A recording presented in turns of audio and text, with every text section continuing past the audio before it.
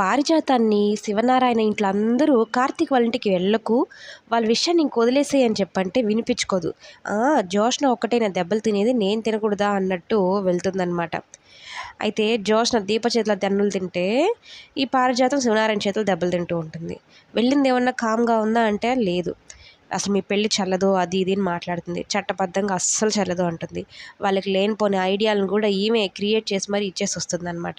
అంతకుముందు రిసెప్షన్ గురించి అట్టే చేసింది. ఇప్పుడు మళ్ళీ చట్టరీత్యా అనేసరికి ఇంకా కార్తీక్ వేరేలా ఆలోచిస్తూ ఉంటాడు. నిజమే కదా, ఈ పారిజాతం లాంటి వాళ్ళ నోరు మోయించాలి అంటే చట్టబద్ధంగా మా పెళ్ళిని మేము రిజిస్ట్రేషన్ చేయించుకోవాలి అన్నట్టు ఆలోచించుకుంటుంది.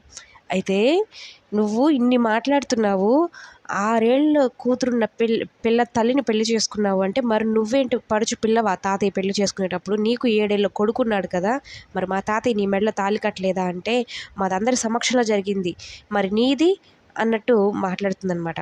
ఇంకేముంది, లేనిపోయిన ఐడియాలు ఈమె క్రియేట్ చేసినట్టు అనమాట.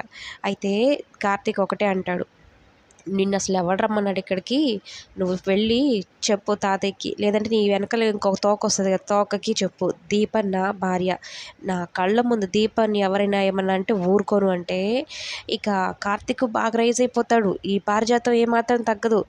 కాంచనా కూడా తిట్టేస్తుంది అనమాట. అసలు నిన్ను ఎవరు రమ్మన్నారు మా ఇంటికి, వెళ్ళిపోయి ఎక్కడి నుంచి అని గింటేసిండే అన్నట్టు మాట్లాడుతుంది అనమాట. అయితే ఇదంతా శౌర్యని కూడా పైకి పంపించుంటారు. ఇంకా స్కూల్కి టైం అయిపోతుందని శౌర్యని తీసుకొని వస్తారు. శౌర్యాన్ని నేను తీసుకెళ్తాను బాబు అని దీప అంటుంది. ఆ గొడవ అంతా చూసి మైండ్ డిస్టర్బ్ అయ్యి, లేదులే నేనే తీసుకొని వెళ్తానని పాపని తీసుకొని వెళ్తూ ఉంటాడు. పాప కార్తీక్ ముద్దు పెట్టి మరీ బాయ్ నాన్న అన్నట్టు చెప్పి ఇద్దరు వెళ్తారనమాట. ఇక కార్తీక్ శౌర్య వెళ్ళే లోపే దీపకి ఫోన్ చేస్తుంది జోష్న ఒంటరిగా కలవాలి అని. అక్కడికి వెళ్ళి డీల్ అయితే కుదుర్చుకుంటుంది అనమాట.